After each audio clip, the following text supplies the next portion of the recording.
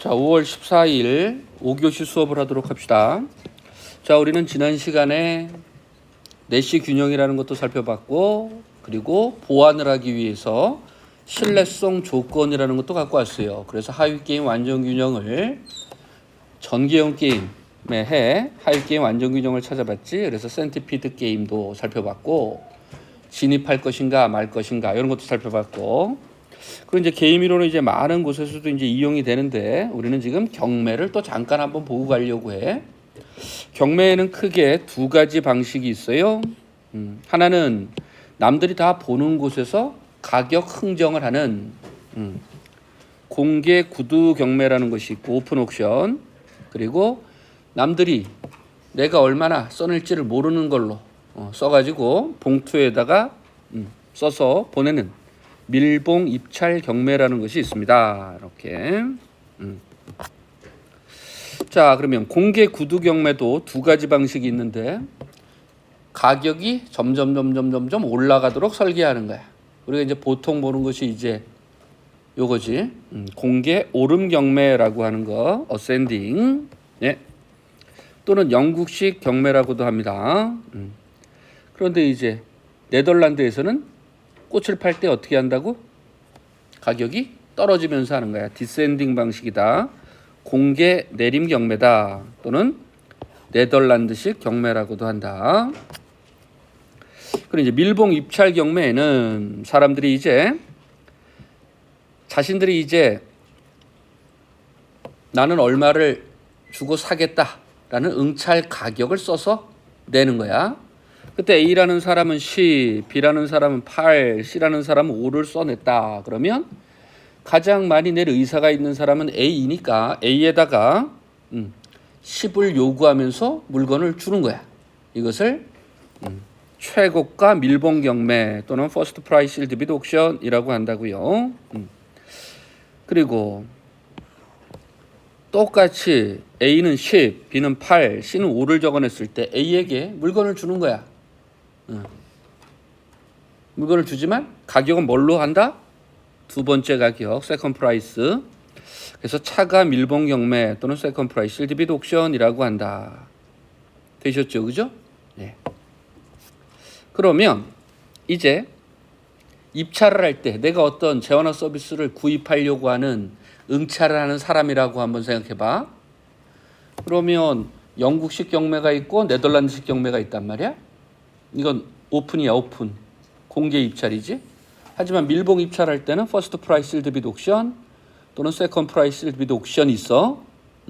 그러면 이쪽에 두 개가 있고 이쪽에 두 개가 있는데, 내가 어떤 경매 물건을 내가 가지려고 할 때 이쪽에 영국식 또는 네덜란드식에서 하나, 이쪽에서 퍼스트 프라이스 또는 세컨드 프라이스 실드 비드 했을 때 내가 응찰하는 방법이 똑같은 게 있어. 어떻게 연결하면 될까? 자, 만약에 영국식 경매를 한번 생각해 보자. 영국식 경매를 1,000원, 2,000원, 3,000원, 4,000원 쭉 올라가고 있어. 근데 만약에 9,000원에서 딱 멈춰 있어. 다른 사람이 9,000원을 딱 불렀어. 근데 나는 10,000원까지 낼 의사가 있어. 이때 10,000원이요 이렇게 부르면 바보지, 그지? 9,000원하고 0.0000001원을 내가 더 내겠소이다. 이렇게 해도 된단 말이야. 그럼 내가 10,000원을 안 내고 9,000원에다가 뭐 1원 요 정도만 더 내도 그 재화나 서비스를 가질 수 있겠죠. 따라서 뭐 세컨드 프라이스 실드 비드 옥션하고 영국식 경매는 어떻게 되는 거야? 응찰하는 결과가 똑같은 거지. 그럼 네덜란드식 경매는 어떻게 되는 거야? 10만 원, 9만 원, 8만 원 툭툭툭툭 떨어지고 있는데 내가 최대 10,000원까지 지불할 의사가 있다. 근데 10,000원에 딱 오면 그때 탁 눌러야 돼. 만약에 그 순간을 딱 지나가면 어떻게 돼? 9,000원 한 사람이 배를 누르고 물건을 가져갈 수가 있다고요. 따라서 퍼스트 프라이스 실드 비드 옥션하고 뭐가 똑같은 거야? 네덜란드식 경매가 똑같게 되는 거지. 그래서 제가 여기다가 이렇게 써놓은 겁니다. 자, 그러면 또 과다 입찰 불가라는 것이 있지. 우리가 항상 수요 곡선에서 최대 지불 의사를 이야기했는데 그거보다 더 내는 사람은 바보라 그랬어, 그지? 그런 것처럼 쓸데리 없이 내가 그 물건을 얻기 위해서 더 써내지는 않는다는 얘기지. 그것을 과다 입찰 불가라고 하는 거예요. 합리적인 구매자라면 결코 자신의 평가 가치보다 높은 입찰 가격을 제시하지 않을 것이다. 만약에 내가 물건을 사려고 하는 사람인데 내가 생각하는 평가 가치보다 높은 입찰 가격을 써서 낸다면 나에게 올 확률은 어떻게 되는 거야? 나에게 올 확률은 커지지만 나에게 물건이 떨어지는 순간 나는 음수, 그지? 곧 손실을 보게 되는 거야. 내가 10,000원까지 낼 의사가 있는데 20,000원 내겠다 그러면 어떻게 돼? 10,000원 손해를 보는 거지. 그렇죠? 예. 이렇게. 그래서 입찰 가격이 선택되지 않는다면 나는 돈도 안 내고 물건도 못 받으니까 0이라는 보수를 얻게 된다. 하지만 낙찰되는 순간 음의 보수가 나타난다. 그런데 구매자가 자신의 평가 가치보다 낮은 입찰 가격을 적어서 낸다면 나에게 올 확률은 적어지는 거야. 그지? 나에게 올 확률은 적어져. 하지만 낙찰이 나에게 되는 순간 플러스의 이득을 얻게 되는 거라고요. 예. 그래서 자신의 평가 가치를 초과하는 입찰 가격을 제시하는 것은 약 열등 전략이야. 약 열등 전략이라는 건 뭐라고요? 더 좋아지지는 않는다라는 얘기야. 약 열등 전략이라는 거. 열등 전략이라는 건 뭐야? 상대방이 무엇을 하든 나에게 나쁜 보수를 주는 거. 그것을 열등 전략이라고 했어. 우월 전략은 가장 큰 보수를 주는 것들이고. 그런데 약 우월이라는 것은 더 좋아지지는 않는다. 나빠지면 나빠졌지 좋아지지 않는 것을 우리는 약 열등 전략이라고 한다. 따라서 내가 생각하는 평가 가치보다 높은 가격으로 써내지는 않겠죠, 그죠? 왜? 약 열등 전략이니까. 지금 상황 나한테 물건이 안 오는 건 영의 보수야, 그지? 하지만 나한테 낙찰이 되는 순간 음의 보수가 되는 거잖아. 그래서 약 열등 전략이라고 한다. 합리적인 사람이라면 결코 자신이 평가하는 것보다 높은 금액을 써내지 않는다. 그 다음에 이제 여기 동등 수입 정리 또는 수익 동등 정리라고 하는 것이 있는데 그냥 한 번만 쭉 읽어볼게요. 경매 입찰자가 경매 대상의 가치에 대해서 갖고 있는 정보는 타 입찰자들이 갖고 있는 정보와 독립적이다. 내가 어떤 물건에 대해서 생각하는 가치는 다른 사람들하고 독립적이라는 얘기야. 애가 옆에서 높이 평가한다 그래도 나는 그냥 주관적으로 내가 생각하는 가치가 있게 되는 거야. 다른 사람들의 영향을 받지 않는다는 얘기지. 그리고 아직은 우리가 다루진 않았지만 위험이라는 것에 대한 태도가 있어. 그래서 위험을 싫어하는 사람도 있고 위험에 중립인 사람도 있고 위험을 좋아하는 사람도 있어. 이것은 이제 여러분들이 미시경제학에 가면 불확실성 또는 이제 기대효용 이론 이런 것을 학습하면서 위험에 대한 태도를 이야기하게 될 거야. 그런데 이제 여기서는 가정이 위험에 중립적이다. 그리고 경매 입찰자는 동질적이고 경매 낙찰자가 지불하는 금액은 입찰자들이 부른 금액만의 함수이다. 뭐 이런 좀 어려운 얘기가 있지만 이 동등 수입 정리 또는 수익 동등 정리라고 부르는 것은 앞에서 했던 영국식 경매, 네덜란드식 경매, 퍼스트 프라이스 실드 빗 옥션, 세컨드 프라이스 실드 빗 옥션 어떤 것을 하던 간에 그렇지? 경매 물건을 내놓는 사람이 평균적으로 가져가는 수입은 동일하다는 얘기야. 항상 똑같은 것이 아니라 평균적으로 똑같다는 얘기야. 그러니까 어떤 경매 방식을 하든지 평균적으로는 똑같다. 이렇게. 그것을 우리는 동등 수입 정리라고 한다. 그냥 뭐 이름만 들으면 돼요. 자, 그 다음에 이제 승자의 저주라는 것이 있어. 무언가 이제 희소한 것을 갖기 위해서 대가를 막 지불할 거야, 그지? 다음 주가 축제라며, 그렇지? 예전에 아주 야만적인 경매가 있었어. 야만적인 경매가 있었다. 야만적인 그냥 지나가는 우스갯소리로 들어. 여기에 이제 누님들이 있었잖아. 누님들이 그지? 응? 한 10%, 12%? 여학생들이 12%뿐이 안 됐어. 그래서 처음에 이놈의 학교를 입학했는데 이렇게 가고 있었어. 이렇게. 또 대학생이니까 어떻게 돼? 요즘은 가방들 많이 들고 다니지, 그지? 옛날에는 그 파일인가? 그 연습장 이렇게 몇 개 놓고 책 이렇게 해서 이렇게 들고 다니는 게 있었어, 이렇게. 그 또 이런 것도 또 이제 엄마가 사줬어. 우리 엄마가. 아이고 대학생이 됐구나. 딱 하고 또 그지? 이렇게 싹. 그랬더니 갑자기 모르는 누님이 옆에 딱 오더니 어깨 동무를 딱 하는 거야. 순간 어우 막걸리 찌든 냄새, 담배 냄새. 봤더니 막 여기 막 막걸리 막 짜고 있고. 그랬더니 신입생이냐? 네? 이랬더니 열심히 살아 인마.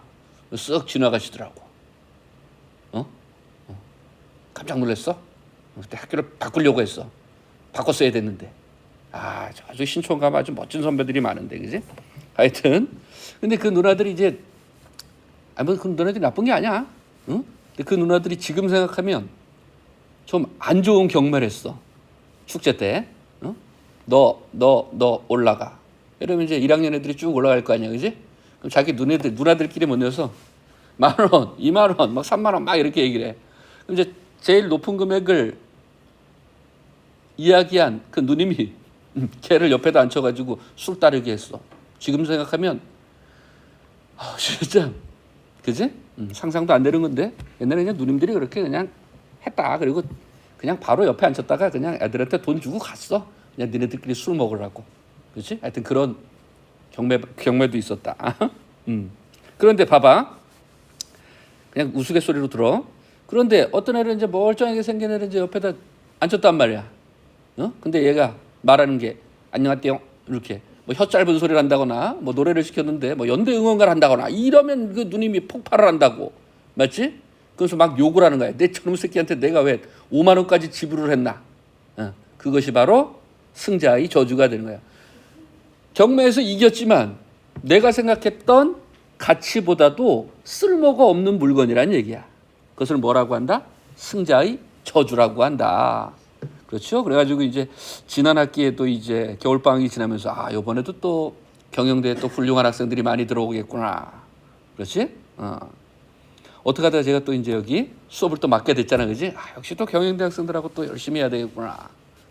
지난 학기보다 모자란 애들은 아니었으면 싶다. 더 모자래. 이게 바로 승자의 저주. 내가 왜 경영대 수업을 한다고 그랬을까? 그것도 바로 승자의 저주가 되는 겁니다.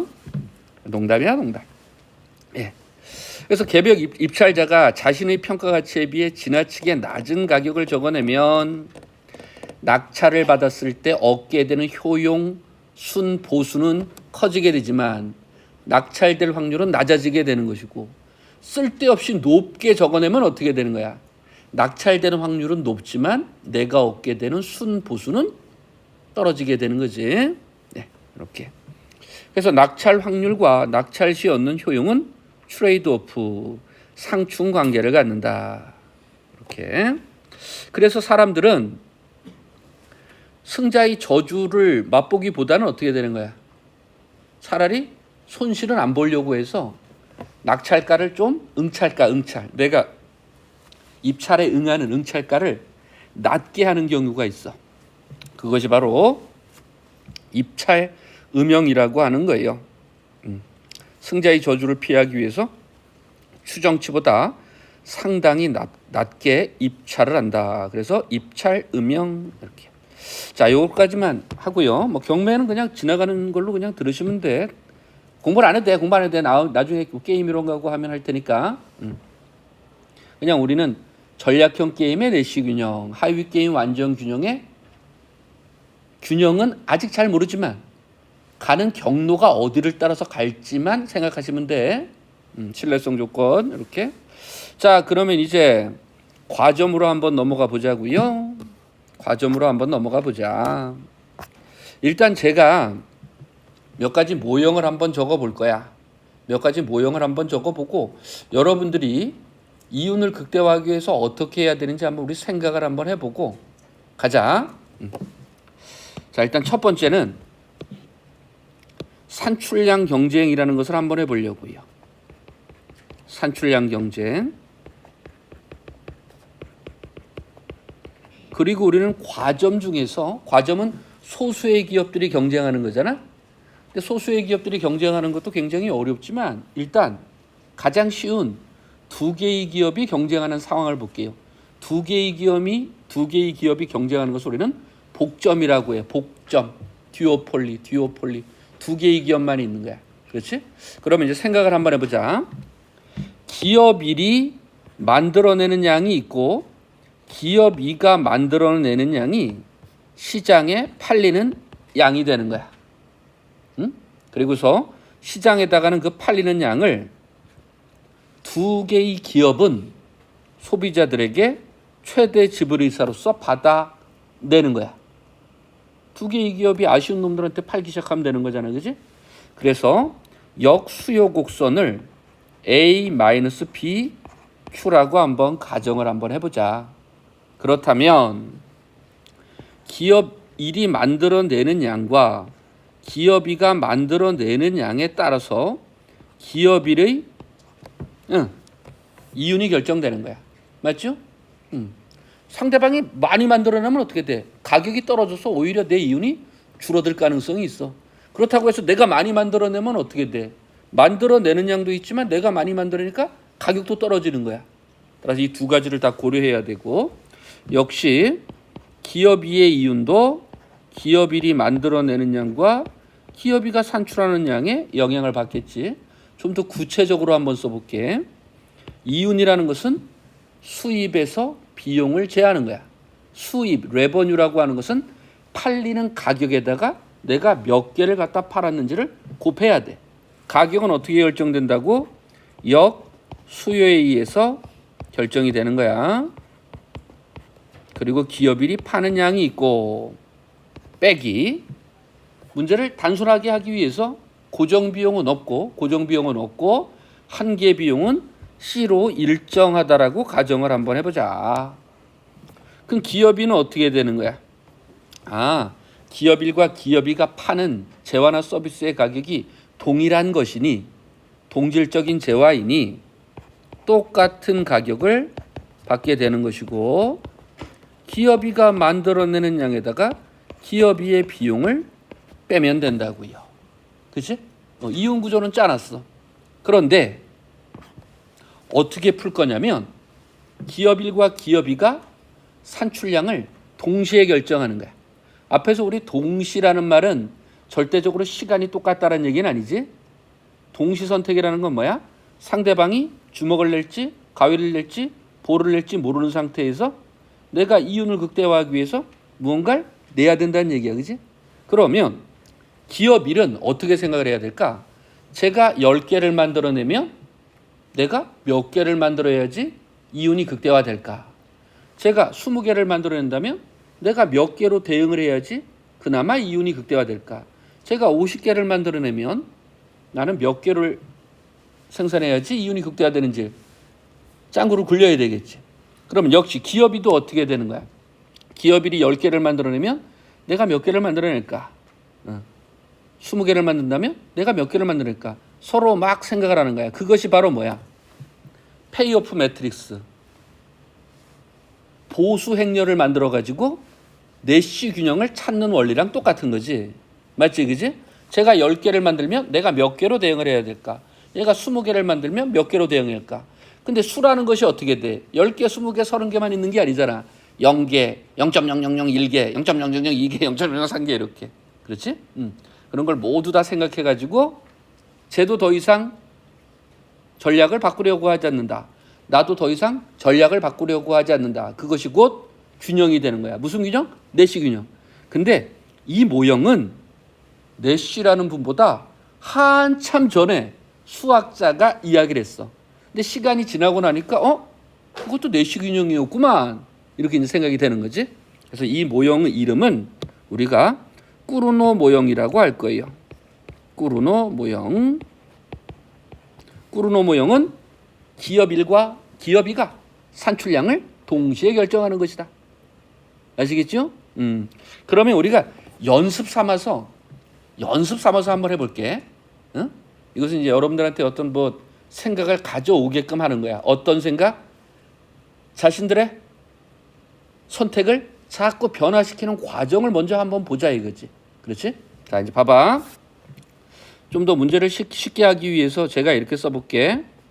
100-Q1, Q2, 그렇죠? 이것을 역수요라고 놓고, 자, 머리를 한번 써봐. 그리고 한계 비용은 10이라고 한번 해볼게. 맞지? 그런데 기업일이 아주 오만불손한 생각을 하고 있는 거야. 이 세상은 내 거다. 이 세상은 내 거다.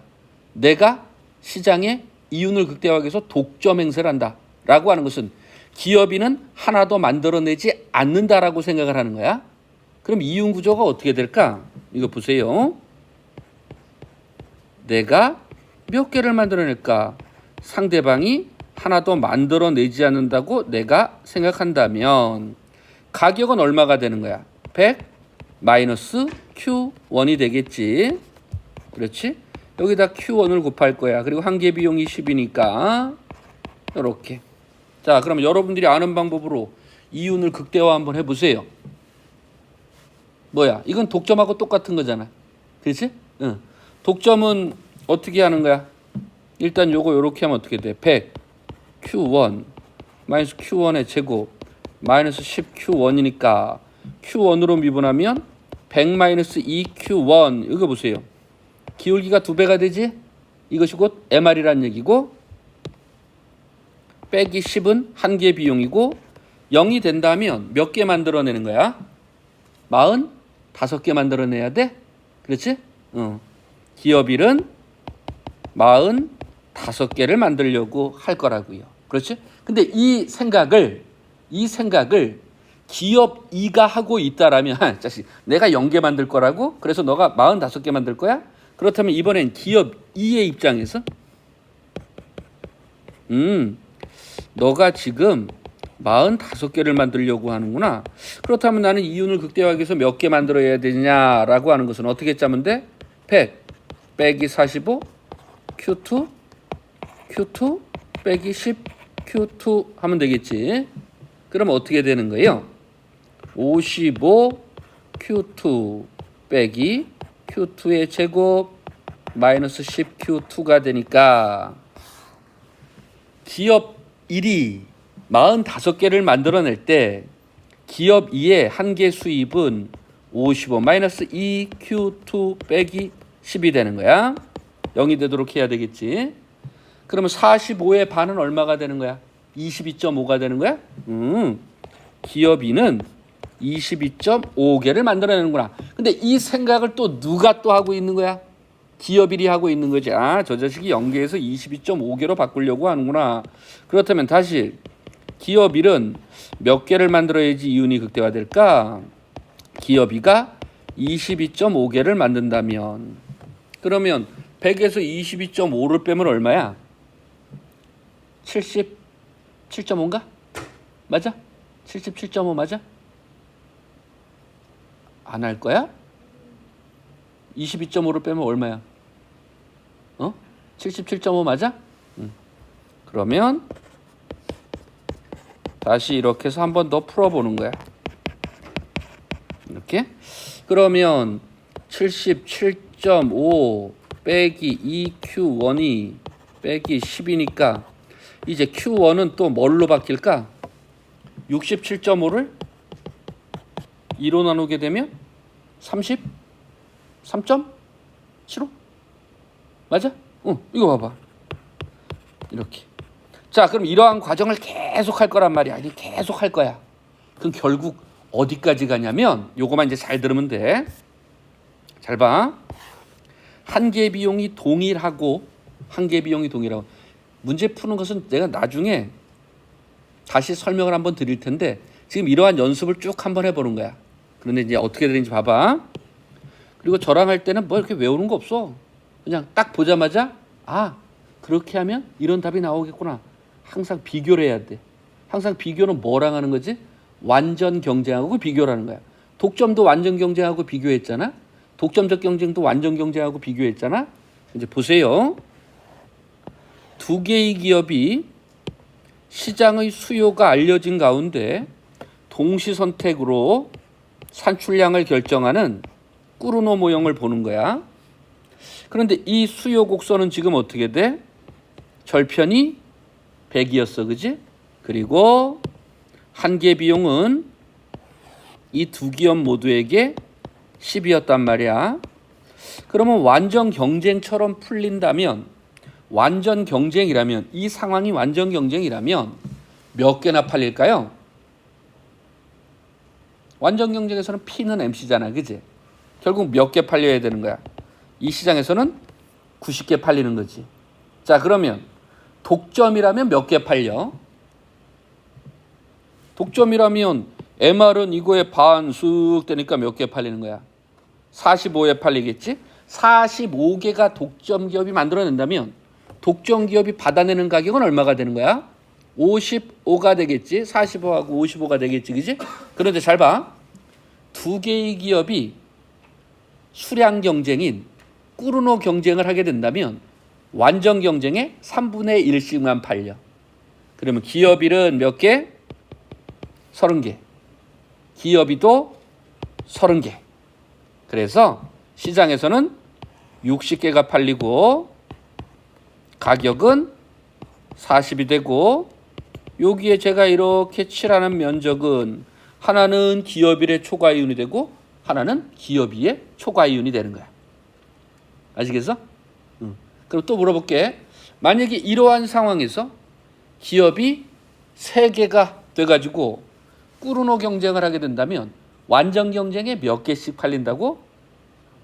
4분의 1씩, 4분의 1씩, 4분의 1씩 곧 완전 경쟁과 비교하면 시장에서는 4분의 3만 팔리는 거야. 4개의 기업이 있으면 몇 개? 5분의 1, 5분의 1, 5분의 1, 5분의 1. 그치? 그렇게 하는 것만 머릿속에 일단 넣어. 그것을 뭐라고 한다? 꾸르노 균형이다. 하지만 이 수식은 제가 이제 지금서부터 써드리는 수식은 머릿속에 넣을 필요는 없지만 나중에 미시경제학이나 게임 이론에 가면 이렇게 풀이를 하더라라는 것만 머릿속에 한번 넣고 있으면 돼. 자, 이제 한번 써볼게요, 제가. 그러나 지금은 굳이 머릿속에 넣지 말고 그런 게 앞으로 꾸르노 모형을 할 때 나올 것이니 옛날에 그 자식을 기억하자. 자, 이제 보세요. 기업일의 이윤 한번 써보고, 그리고 역수요 한번 써보고, 내가 파는 양, 그리고 한계 비용은 C로 일정하다라고 한번 해볼게. 그리고서 여기에다가 이런 표시를 한번 해보자. Q2하고 E는 위에다가 아라비아 숫자. 야, 부산 어딨어? 부산. 야, 어떻게 읽어? 2의 2승, 그제? 이거는 2의 2승, 맞지? 이거는 2의 2승. 2의 2승, 이렇게, 그지? 어느 나라 사람들이야, 너네? 아니, 충청도. 그래, 미안하다. 우린 다 그냥 2의 2승 아니야? 쟤는 이상한 애들이야. 하여튼 이런 거 할 때는 또 경상도 사람들한테 물어보면 바로 쏙쏙 온다. 내가 부산 친구들이 많은데 한 번도 못 느꼈어. 근데 어느 날 이렇게 뭐 동영상으로 수업하는데 부산 애한테 읽어보라 했더니 2의 2승 뭐 이러는 걸. 뭐야 너? 했더니 부산 사람들은 다 그렇게 읽는데. 오, 역시 우리나라에도 성조가 있었을 것이다. 그렇지? 지금 성조가 없지, 그지? 우리 장음다름도 지금 이건 길게 하는 거니? 이걸 길게 하는 거니? 이게 긴 거야? 이게 긴 거야? 눈 어떤 게 맞는 거야? 됐다. 진짜로? 눈이 많이 오는데? 그래? 미안해. 이제 우리 앞으로 아이라고 하자. 진짜야? 이게 길게 하는 거야? 이게 길게 하는 거야? 국문과. 잘 모르죠? 이렇게 물어보는 거야. 야, 군대 가서 저기 라인 무슨 과가 그려? 군대 축구장 라인 무슨 과가 그려? 미술과가 그린단 말이야. 하여튼 그런 것처럼. 이게 길게 하는 거야? 자, 이제 보세요. 여기다 제가 2라고 표시한 건 기업일이 생각하는 기업이의 예상 산출량이 되는 거야. 제가 주먹을 낸다, 볼을 낸다, 가위를 낸다에 해당하는 거지. 그러면 기업이의 이윤 구조는 어떻게 따지면 돼? Q1, Q2 동질의 재화니까 가격은 똑같고 한계 비용도 단순화시켜서 똑같다라고 하면 이번에는 어디다가 해야 될까? 여기다 2, 여기다 2. Q1의 2승이라고 하는 건 뭐야? Q1 2승이라고 하는 건 뭐야? 기업 2가 생각하는 건데 기업 1이 몇 개나 만들어낼지 한번 예상을 한번 해보자. 이렇게. 그럼 잘 보세요. 이걸 쏙 내려가지고 내가 이윤을 극대화하기 위해서 1개 조건은 이렇게 돼야 되고 2개 조건은 이렇게 돼야 되는데 아직 우리는 2개 조건이라는 것이 무엇인지를 잘 모르니까 이건 일단 빼고 1개 조건만으로 한번 풀어보자. 그럼 잘 보세요. 딱 한 번만 해줄 거야. 중요한 게 아니니까 우리한테는. 아까 뭐만 기억하면 돼? 완전 경쟁의 3분의 1만 기억하면 돼. 잘 보세요. 자, A 마이너스 2 BQ1 빼기 BQ2 2 빼기 C는 0. 근데 이걸 어떻게 쓸 거냐면 잘 봐. 네가 가위를 내면 내가 주먹으로 내겠다. 네가 볼을 내면 내가 가위를 내겠다. 라는 것처럼 바꿔줄 거야. 그래서 어떻게 바꿀 거냐면 너가 주먹을 내는지 뭘 내는지 내가 생각을 하면서 최적 대응으로서 내 Q1의 양을 제시하겠다. 그러면 이것은 어떻게 돼? 2 B분의 A 마이너스 BQ2 2 빼기 C 이러면서 막 토 나오고 나 집에 갈래 경제 수업은 내가 왜 신청을 했지 막 이런 토가 나오게 되는 거지. 너무 어렵게 생각하지 말고 Q2 2만 보라고. 저 녀석이 주먹을 내면 내가 뭐를 내야 될까? Q1. 저 녀석이 가위를 내면 내가 뭐를 내야 될까라는 대응식이야. 대응식. 최적 대응식이 되는 거지. 맞지? 그러면 똑같은 방법으로 기업이도 이윤을 극대화하기 위한 1개 조건만 살펴본다면 A 마이너스 BQ1 2 2BQ2 빼기 C는 0인데 이걸 어떻게 쓴다? 기업 1 저 녀석이 주먹을 낼까 가위를 낼까? 응? 그래서 내가 최적 대응을 뭘로 할까? 제가 30개를 만들어낸다면 내가 몇 개를 만들어내나? 제가 50개를 만들어낸다면 내가 몇 개를 만들어내야 되나? 이렇게. 그럼 역시 이렇게 1 이렇게 된다고요. 그럼 잘 보세요. 균형이라는 건 뭐야? 내시 균형이라는 것은 내가 이걸 하는데 저 녀석이 이걸 할 줄 알고 내가 이걸 하는 거야. 내가 이걸 할 줄 알고 저 녀석이 이걸 하니까 내가 이걸 할 거면서 서로 이제 어떻게 돼? 전략을 바꾸려고 하지 않는 거지. 따라서 이 두 연립방 정식을 풀어버리는 거야. 어떤 조건으로? 내가 예상했던 것이 실현되는구나. 이건 뭐야? 오른쪽에 있는 거 Q1이라고 하는 것은 누구 생각이야? 기업 2의 생각이야? 기업 1의 생각이야? 기업 2의 생각이지. 기업 2가 생각하는 것처럼 기업 1이 실제로 그 양을 가지고 온다는 얘기야. 그럼 이거는 누구 생각이야? 이렇게 쓰는 것은 여기 Q1이라고 하는 건 누가 생각하는 거야? 기업 1이 너 몇 개 만들 거지? 라고 생각하는 것이 현실에서 실현이 된다는 얘기야. 내시 균형이니까. 그래서 그렇게 해서 연립방 정식을 풀게 되면 봐봐.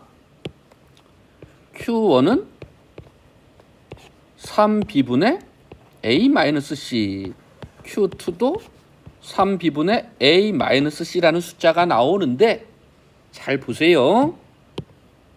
그리고 이런 것들 객관식 문제에 나오면 3초도 안 돼서 바로 딱 찍는 거야. 보세요. 일단 시장의 상황을 두 기업이 파악을 하고 있다는 얘기지. 역수요는 어떻게 된다고? 여기는 절편이 A야. 그리고 완전 경쟁하고 항상 비교를 해야 되는데 모든 기업들의 한계 비용이 C로 일정하다면 어떻게 되는 거야? 완전 경쟁에서는 몇 개 팔리는 거야? C 이렇게 써보자고. 그럼 완전 경쟁에서 몇 개 팔려? B분의 A-C지. 근데 각 기업들은 뭐? 완전 경쟁에 3분의 1씩 담당하게 되는 거라고요. 꾸르노 균형 아시겠지? 무슨 얘기인지 이제 됐고. 그런데 이제 산출량을 경쟁 수단으로 삼는데 어떤 기업이 시장에 딱 와가지고 여기 매대에다가 나 오늘 100개 다 팔고 갈 거야. 먼저 시장에다가 풀어버리는 거야. 나 죽었다 깨나도 오늘 100개 다 풀고 갈 거야. 다 팔고 갈 거야 이렇게. 그러면 두 번째 오는 기업이 그 수량을 딱 보고 자신이 이윤극대화하는 수량을 옆에 매대에다가 펼쳐놓는 거야. 그것을 뭐라고 한다? 슈타켈버그 모형이라고 해. 슈타켈버그 또는 슈타켈베르그라고 해도 되고 어차피 뭐 독일 애들 그쪽인데 뭐 베르그건 버그건 벌레건 하여튼 베르그 버그 슈타켈버그 슈타켈베르그 모형. 그것은 어떤 게임하고 똑같은 거야? 꾸르노 게임은 경쟁은 뭐였어? 산출량을 가지고 동시에 선택하는 건데 슈타켈버그는 뭐가 되는 거야? 기업일이 의사결정을 하고 기업이가 의사결정을 하는 거니까 전개형 게임이네, 그지? 산출량 경쟁이지만 전개형 게임이 뭐가 된다? 슈타켈버그 모형이 된다. 그래서 일단 전개형 게임이니까 뭘로 표현을 해야 돼? 전략형 게임은 보수 행렬로 표현하는 거잖아. 전개형 게임은 뭘로 표현한다고? 뭘로 표현한다고? 나가. 하위 게임? 야, 하위 게임 나오기 전에 말은 잘했어, 그지? 거꾸로 푸는 거 맞지, 그지? 하위 게임 완전 균형, 전개형 게임이니까. 야, 근데 뭘 그려야지 하위 게임이 나오지? 뭘 그려야 된다고? 보수 행렬은 전략형 게임이라고 했잖아. 너 오늘 나랑 삼겹살 좀 먹어야 되겠다, 너. 일단 게임 추리를 그려야 되겠지. 게임 나무를 그려야 되겠지. 그래서 이렇게 게임의 뿌리는 기업일이 의사결정을 하는 의사결정마디인데 기업일이 0개를 만들어낼 수도 있고 1개를 만들어낼 수도 있고 3개를 만들어낼 수도 있고 4개를 만들어낼 수도 있고 5개를 만들어낼 수도 있고 100개를 만들어낼 수도 있잖아, 그지? 그렇다면 여기에서 기업이가 의사결정을 하는데 1개, 2개, 3개, 4개, 5개, 1개, 2개, 3개, 4개, 5개 이런 머릿속에 그림이 들어가 있어야 된다라고 하는 거야. 되셨지? 그러면 일단 결론부터 얘기하고 갈게. 슈타켈버그 모형의 결론은 이런 거야. 항상 완전 경쟁하고 비교하면 쉬워요. 시장에 수요가 있고 두 기업이 하필이면 한 개 비용이 일정하다. 동일하고 일정하다라면 완전 경쟁에서는 이만큼 팔리는데 이제 수량을 선도하는 사람을 리더라고 할게. 수량 선도자를 리더야. 기업일이 리더라면 어떻게 돼? 똥개도 지집 앞에서는 반을 먹고 들어가는 그런 얘기 들어봤어? 맞지? 지금 들어봤잖아. 며칠 전에도 이제 산책을 하는데 요즘 강아지들은 사람보다 더 나은 것 같아. 진짜 사회화가 잘 된 것 같아, 그지? 옆에 이렇게 지나가면서 저를 쓱 보더니 딱 이렇게 하고 가더라고. 막 인사까지 해줘, 그지? 옛날에 우리 어릴 때 키우던 개들은 나 진짜 우리 옆집 개만 생각하면 내가 그 옆집 개한테 내가 얼마나 물렸는지 그 새끼 걔는 나만 물어. 왜? 제가 덩치가 제일 작으니까 나만 물어. 그 집에 가면 그 할머니가 계셔가지고 뭐 심부름하러 자주 갔거든. 가면 맨날 물어. 아주 그냥 물고 안 나 그냥 이렇게. 근데 어른들이 딱 오면 깽깽해. 아주 전형적인 나쁜 개죠. 내가 지보다 이 하급자라고 생각하는 거지. 근데 요즘 강아지들 봐봐. 크건 작건 딱 가면서 인사를 딱 하고 가자는 거지. 안녕하세요 아저씨. 먹을 거 있으면 좀 던져주시구려 이러면서. 그래서 요즘은 안 물지 강아지들이, 그지? 저기 그 개 아저씨가 누구지? 강영욱 아저씨? 거기 나오는 개들은 진짜 너희들이지? 미안하오이다. 그치? 말말 뭐 이렇게 막 물고 아주 자려고 하는구나 이제. 아주 대놓고. 잘 봐봐. 자, 그래서 여러분들의 생각을 다 하기 위해서 하는 거야. 자, 리더는 반을 먹고 들어가는 거야. 되든 안 되든 반을 딱 먹고 들어가. 이렇게 반을 딱 먹고 들어가는 거야. 그럼 나머지 반이 있잖아. 그치? 나머지 반이 있잖아. 그것을 또 반을 쪼개가지고 팔로워, 후발주자가 들어가는 거야. 그렇다면 완전 경쟁에 비해서 몇 개나 팔릴까? 4분의 3이 팔리겠네, 그지? 그러면서 리더의 이윤과 팔로워의 이윤이 차이가 나는 거야. 그래서 이 모형의 결론은 리더가 돼서 수량을 먼저 선도하게 된다면 리더의 이점이 생긴다. 이것이 바로 뭐다? 슈타켈버그 모형이야. 그러면 왜 이런 결론에 나오는지를 한번 살펴보자. 그러나 수식은 또 여러분들이 뭐 외우려고 노력은 하지만 나중에 전개형 게임을 하다 보면 자연스럽게 나오게 될 거야. 자, 머릿속에 이렇게 해보자. 슈타켈버그 모형이다. 첫 번째는 누가 의사결정을 하는 거다? 기업인이 의사결정을 하는 것이다. 이렇게 내가 결정을 하고 나중에 기업이가 결정을 하는데 역시 똑같은 역수요로 주고 할게요. 근데 여기서부터 이제 조금 차이가 나는 거야. 기업 1은 내가 100개를 만든다면 제가 몇 개로 대응을 할까? 맞지? 내가 50개를 만든다면 기업 2는 몇 개로 대응을 할까를 생각해야 되는 거야. 맞아? 자, 그래서 일단 여기에는 제가 몇 개를 만들어낼까라는 예상으로 가게 되는 거야. 맞지? 이것이 바로 스테이지 1이야. 처음에 의사결정 마디에서. 그 다음엔 어떻게 된다? 이제 기업이가 여기서 Q1에다가는 어떤 표시도 안 할 거야. 왜? 앞에서 실현이 된 거니까. 기업일이 10개를 만들었는지 20개를 만들었는지 내가 확인을 하고 하는 거지. 그지? 이렇게.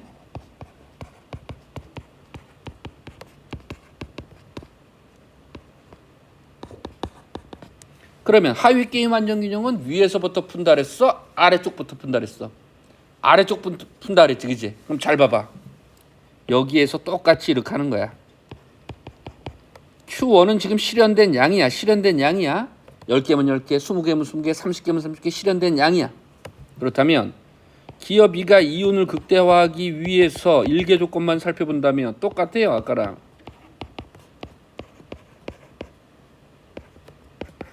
이건데 이걸 어떻게 쓴 거야? 실현된 양의 최적 대응을 하는 거야.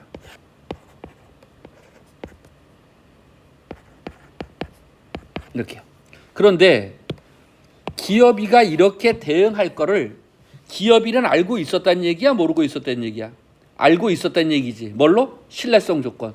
내가 이쪽으로 가면 얘가 어느 쪽으로 갈까? 내가 이쪽으로 가면 어떻게 될까? 그게 다 신뢰성 조건으로 밑에서 또 푸는 거잖아. 이렇게 기업이가 대응할지를 기업일은 알았던 거지. 그렇지? 그렇다면 이거를 여기다 이렇게 대입한 다음에 여기를 이윤 극대화하는 양으로 찾게 된다면 결론만 얘기할게. 그렇지? 기업 1은 2b분의 a-c가 되는 거고 기업 1이 2b분의 a-c를 만들어 냈으니까 기업 2는 4b분의 a-c야. 그래서 아까 완전 경쟁의 반, 그것의 반 이렇게. 됐지, 그지? 꾸르노 균형은 뭐다? 동시선택 게임이고 전략형 게임이고 내시 균형이다. 기업이 2개가 있으면 시장을 3분의 1로 쪼개서 하나씩 먹게 들어가는 거야. 3분의 1, 3분의 1. 공터를 남겨둬야지만 그 둘이 경쟁하는 상태가 되는 거야. 서로 침범도 안 해. 그렇지? 여러분들 막 싸운다 이러면 어떻게 돼?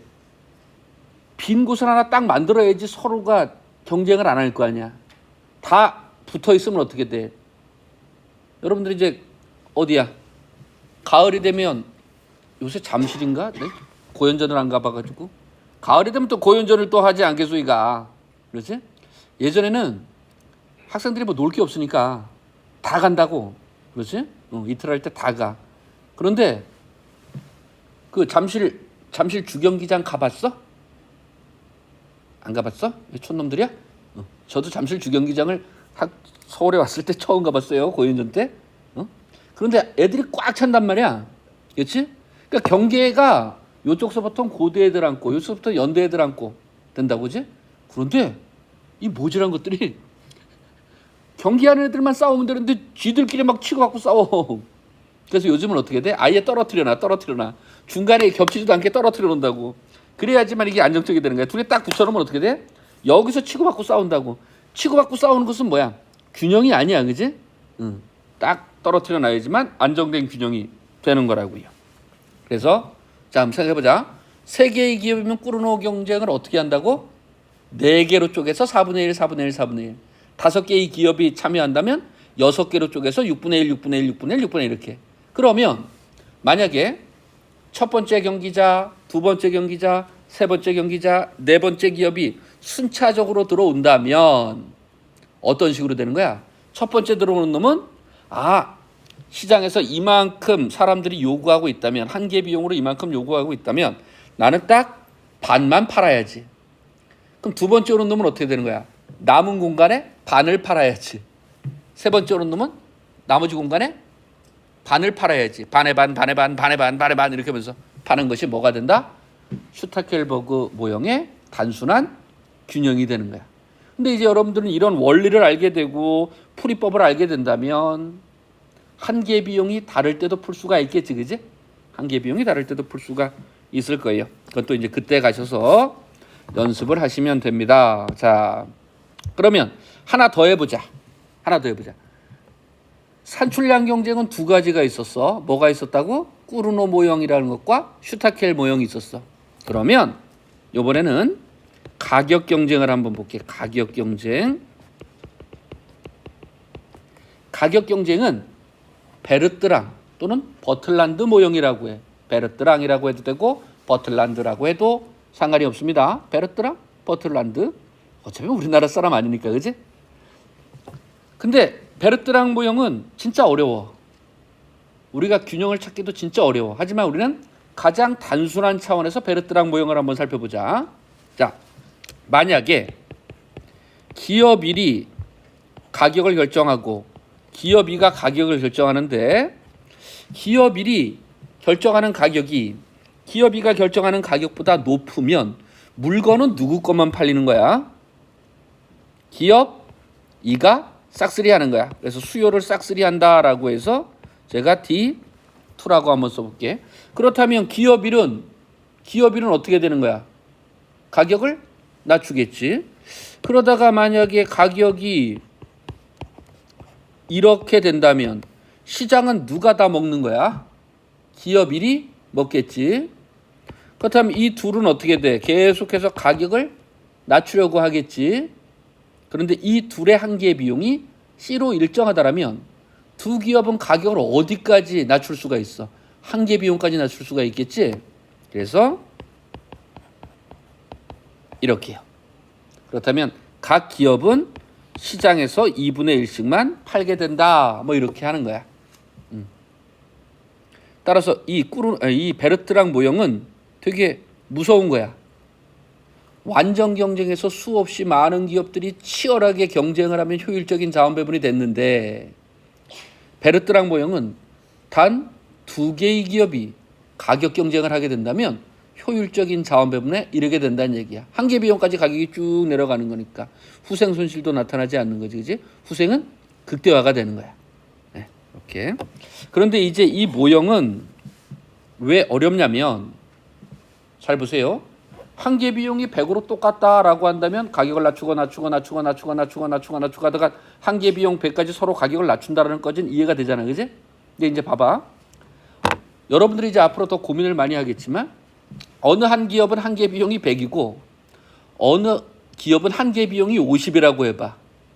그러면 가격이 경쟁하다 쭉쭉쭉쭉쭉 내려가다가 한 개 비용 100까지 서로 가격을 낮췄어. 그럼 한 개 비용이 50인 사람은 어떻게 할 수가 있을까?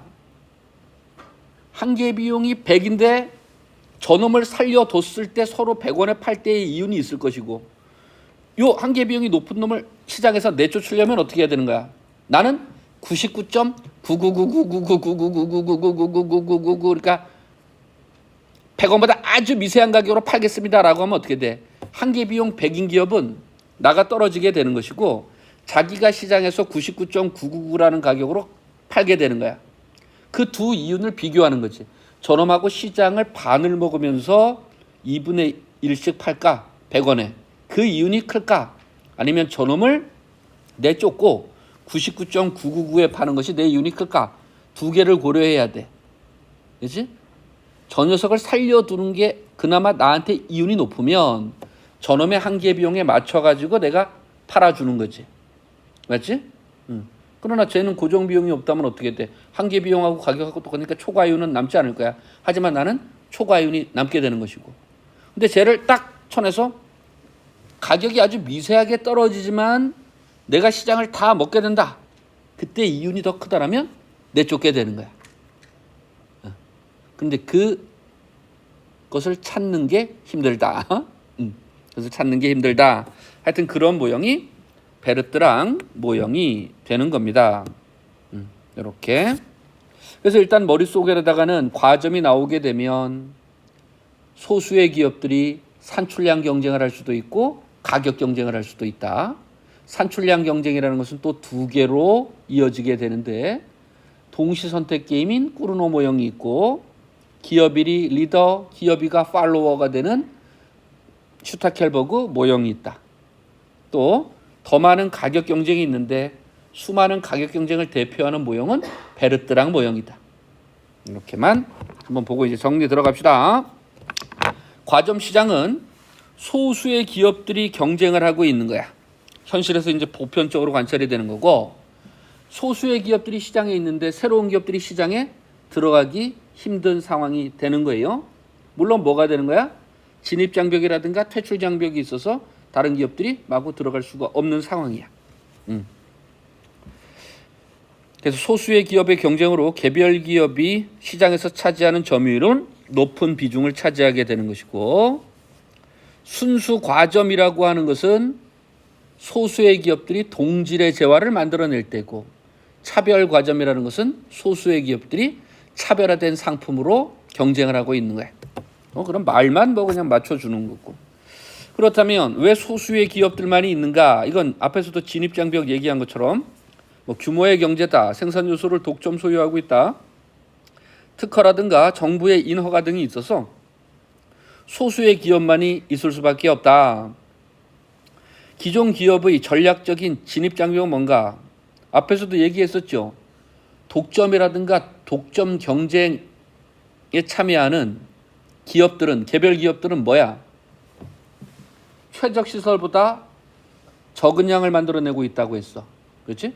최적 시설보다 적은 양을 만들어내고 있다는 것은 새로운 기업들이 시장에 들어오려고 한다면 더 많은 생산을 하면서 비용을 낮출 수가 있고 비용을 낮출 수가 있다면 가격을 낮출 수가 있는 거야. 그것이 바로 뭐야? 유유 설비를 가지고 새로운 기업들이 시장에 진입을 하는 것을 막고 있다는 얘기지. 그것을 진입 저지 가격 설정이라고 하는 거예요. 기존 기업들이 미리 새로운 기업들이 들어올 것 같으면 생산량을 더 많이 하면서 가격을 확 낮춰버리는 거야. 신규 기업이 진입 시 손실 예상으로 진입을 포기하게 유도한다. 마치 뭐하고 똑같은 거예요. 너 시장에 들어와 봐라. 너 시장에 들어와 봐라. 전개형 게임 할 때 너 시장에 들어와 봐라. 너를 망하게 할 것이다.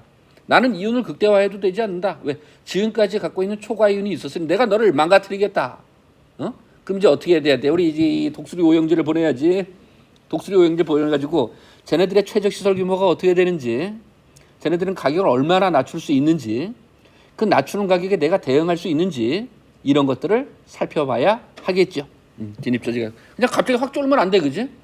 나 여기 놀고 있는 장비들 많다, 그렇지? 그건 걔네들이 하는 말이고 간첩 보내야지. 너네들이 간첩이라는 얘기가 아니고 보내가지고 관찰을 한번 해봐야지, 그지? 또 광고 등을 통한 상표 인지도를 올리자. 원래 있던 기업들은 우리가 있다, 뭐 사람들도 알고 또 계속해서 광고를 쏴줄 거란 말이야. 그러면 그 물건들은 저 회사에서만 나오는 것이다라고만 생각하겠지, 그지? 삼성이 먹지 못한 품목이 뭐가 있어? 자동차? 옛날에 SM인가 뭐 있었잖아, 그렇지? 요즘 다른 데로 갔지? 왜 그 설탕 먹으려고 했다가 못했잖아, 그지? 예, 그런 것들처럼 다른 교회 때 너무 막 이렇게 쌓여 있어가지고 미원도 있고 뭐 그러잖아, 그지? 예. 그럼 함부로 못 들어가잖아. 사람들이 조미료하면 미원. 엄마는 뭐 쓰세요? 엄마도 미원 쓰죠? 엄마는 미원을 싫어하지 않나? 어? 연두는 뭐야? 뭐라는 거야? 뭐라고? 연두가 뭔데? 아, 조미료 이름이야? 그것도 조미료잖아. 근데 어머님들은 그거는 좋은 조미료라고 생각을 하는구나. 미원은 나쁜 조미료라고 생각하고. 미원이 찍으면 맛있는데, 그렇지? 여러분들 저기 뭐야 저기 평양냉면 먹어봤어? 평양냉면 먹어봤어? 그 평양냉면은 메밀로 만드는 거야. 함흥냉면은 질기잖아, 그지? 그건 옥수수 전분이라든가 감자 전분으로 만들어. 그래서 이 원료가 달라. 근데 메밀은 어떻게 돼? 막국수 먹어봤지, 그지? 툭툭 끊겨. 근데 옥수수라든가 감자 전분은 어떻게 돼? 이 쭉쭉 늘어난다고 아주 목에 걸리고 막 코에 걸리고. 예전에는 결혼식장 가면 냉면을 그렇게 줬다. 아, 나 진짜. 응? 나는 갈비탕 주는 결혼식장이 제일 좋았어. 고기잖아. 근데 냉면은 고기도 조금 주고, 그지? 그리고 함흥냉면 안 잘리잖아. 애들한테 그런 거 줘봐라. 막 그 하나는 코로나 와 있지, 하나 목에 걸렸지, 막 옆에 토하고 있지, 막 난리도 아니야. 그래서 저는 함흥냉면에 한번 그 어릴 때부터 학을 띄어가지고, 학을 띈다는 말은 아니? 하여튼 대충 알아들어. 안 먹었는데 이제 동네가 저쪽 동네 강원도 옆에 붙어 있는 동네니까 메밀국수는 많이 먹는단 말이야. 난 제일 맛있는 국수가 메밀국수라고 생각을 해. 근데 어느 날 보니까 냉면은 냉면인데 엄청 비싸게 파는 게 있어. 그게 평양냉면이야. 근데 메밀을 좋아하다 보니까 평양냉면을 먹었더니 맛있네? 그 저는 어떤 거부감 없이 그냥 메밀이 좋으니까 먹었단 말이야. 근데 우리 그분 있잖아, 집에 그분. 우리 그분? 야, 옆에 종업원 딱 지나가는데 뭐라는지 아니? 아니, 마 사람 먹으라고 준 거예요? 그랬더니 진짜 우리 집 사람은, 우리 집 사람이라고 그러면 안 되지, 그분. 평양냉면이라는 이름도 모르고 하여튼 갔어. 근데 진짜 입에서 딱 나오는 거야. 뭐 걸레밥물을 주고. 보통 평양냉면 싫어하는 사람들이 걸레밥물이라고 한다고 밍밍하고 이래가지고. 근데 우리 그분이 그런 말을 할 줄이야. 근데 그것도 뭐 종업원한테 대놓고 사람 먹으라고 준 거예요? 바로 나왔습니다. 아우, 창피해가지고. 그래서 그 자는 데리고 가지 않소이다, 내가 다시는. 근데 우리 아들 딸들은 굉장히 좋아해. 근데 잘 생각해보자. 잘 생각해보자. 평양냉면이 진짜 옛날에 평양 사람들이 만들어 먹었던 맛일까? 응? 뭘까? 아니야. 그러지? 그리고 지금 평양에서 파는 뭐 옥류관 이런 데서 파는 그 평양냉면이 진짜 옛날에 어르신들이 먹었던 평양냉면의 맛일까? 아니야. 음식 맛은 다 바뀌잖아. 그렇지? 김치, 우리 빨간 김치 먹잖아. 빨간 김치 언제서부터 먹었어, 우리? 빨간 김치 언제서부터 먹었어? 야, 적어도 고추가 들어오고 나서 빨갛게 되지 않았을까? 그러니까 임진왜란 전에 드라마에 빨간 김치가 나왔다. 그러면 역사 선생님들 막 뒤집어집니다. 역사 선생님들 막 뒤집어지는 거야, 그지? 고증을 해라 이 자식들이, 이 무식한 것들아, 막 이렇게. 요번에도 뭐야, 저기 그 왕과 사는 남자? 거기 교수님들 얘기 들어봤어? 그러니까 그 시대를 전공한 교수님들 얘기 들어봤냐고. 하나같이 다 욕하고 있어. 이 새끼들 나를 부르라니까, 이놈의 새끼들 이렇게. 왜냐면 거기 저기 누구야? 유해진 아저씨? 그 아저씨 되게 꺼주하게 나오지, 그지? 야, 그 사람 거기 그 동네 이거야, 이거. 그러니까 뭐 이방 뭐 이런 거 하는 것처럼 그 높은 사람이야, 그 동네에서. 사또 다음을 이렇게 거기 동네 잡는 사람인데 꺼주하게 그러는 사람 아니라고. 그러니까 그냥 재밌게 하려고 그런 거야, 그렇지? 야, 그리고 누가 저기 누구지? 한 명으로 나온 사람이 누구야?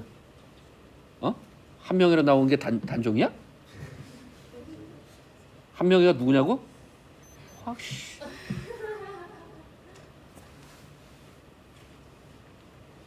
한 명이란 사람이 28촌 차이다 임마.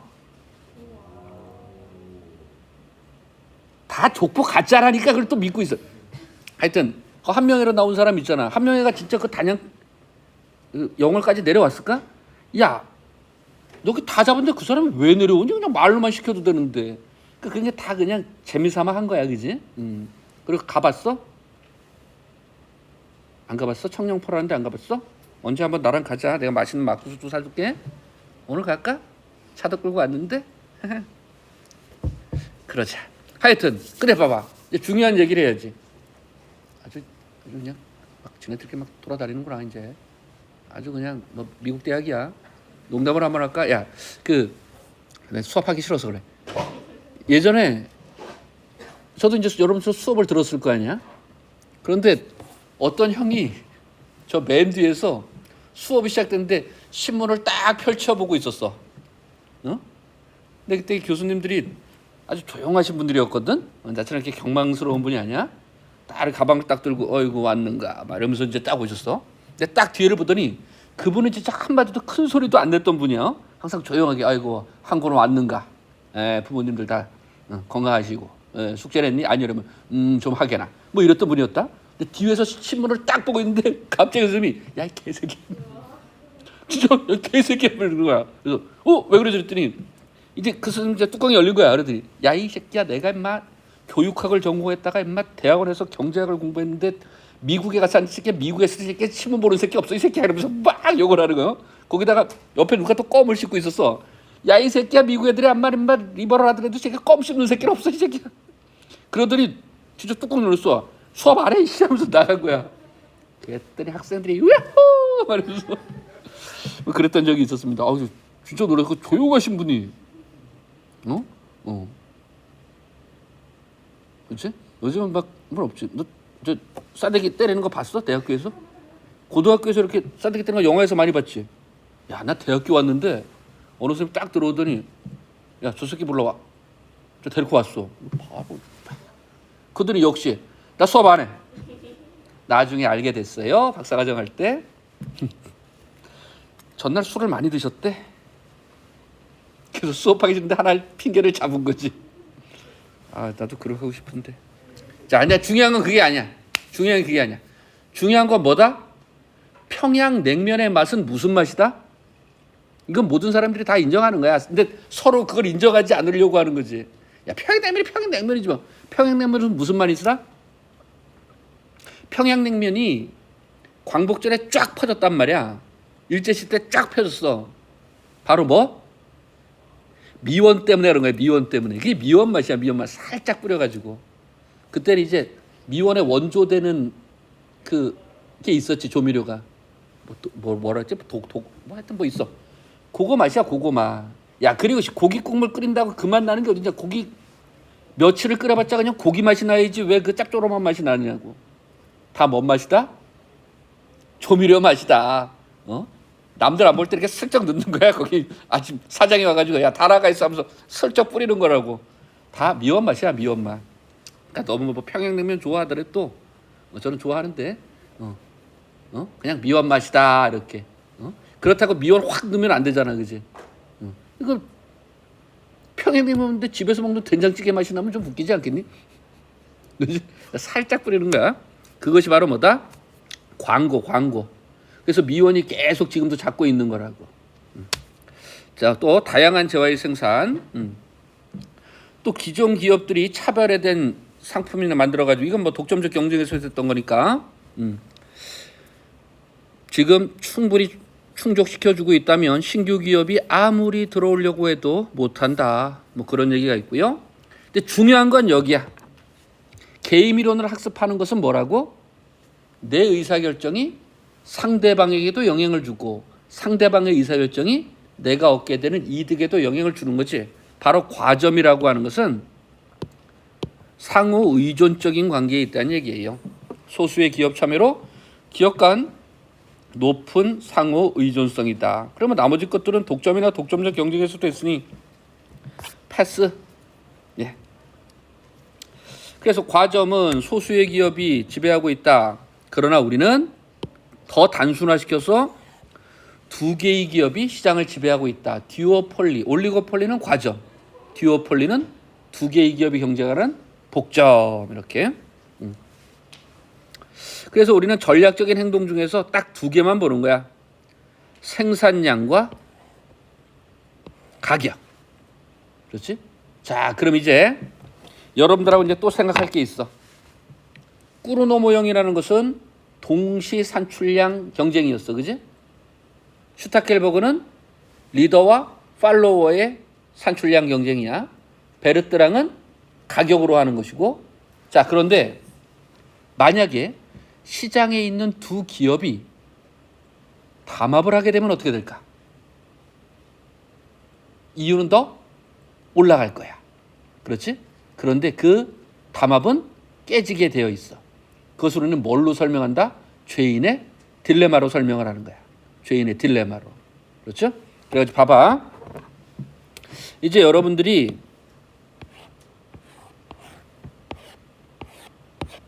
기업 1과 기업 2가 있는데 담합을 한다, 담합을 하지 않는다, 담합을 한다, 담합을 하지 않는다 이러면 여기 각각 기업들의 이윤이 있을 거 아니야. 그렇지? 그것이 마치 뭐처럼 표현이 되냐면 T, R, P, S 순서대로 이윤이 결정이 돼. 너와 내가 공모를 하게 되는 카르텔이라는 담합을 하게 되면 너와 나는 뭘 얻을 수 있다는 얘기야? 공부 안 하지? 여기. 그렇지? R이라고 하는 것이 뭐의 약자였어? 리워드. 담합에 대한 보상이 되는 거야. 그런데 P는 뭐야? 퍼니시먼트는. 정당한 대가가 되는 거지. 감옥에 딱 맞게 죄를 불어가지고 가야 하는 형량만큼 가는 게 퍼니시먼트잖아. 이 퍼니시먼트에 해당하는 것이 꾸르노 모형의 보수가 되는 거야. 그런데 이 템프테이션이라는 건 뭐야? 친구야, 나랑 담합하자. 그래서 서로에게 할당량을 주는 것이 카르텔이라고 하는 거야. 담합 중에서도 너 몇 개 만들어 이렇게 지시를 내리는 것을 우리는 카르텔이라고 하는 담합이 되는 거야. 그렇지? 그런데 너한테 야, 너 10개 만들어 싹 도른 다음에 야, 더 만들어 이렇게 되는 거야. 그럼 어떻게 돼? 이 기업은 더 높은 템프테이션이라는 것을 얻게 되는 것이고 저거 약속 지킨 놈은 뭐가 되는 거야? 서커가 되는 거라고. 그것이 TRPS대로 순서가 나와. 따라서 이거를 딱 한 번 한다 그러면 담합이 되겠어요? 안 되겠어요?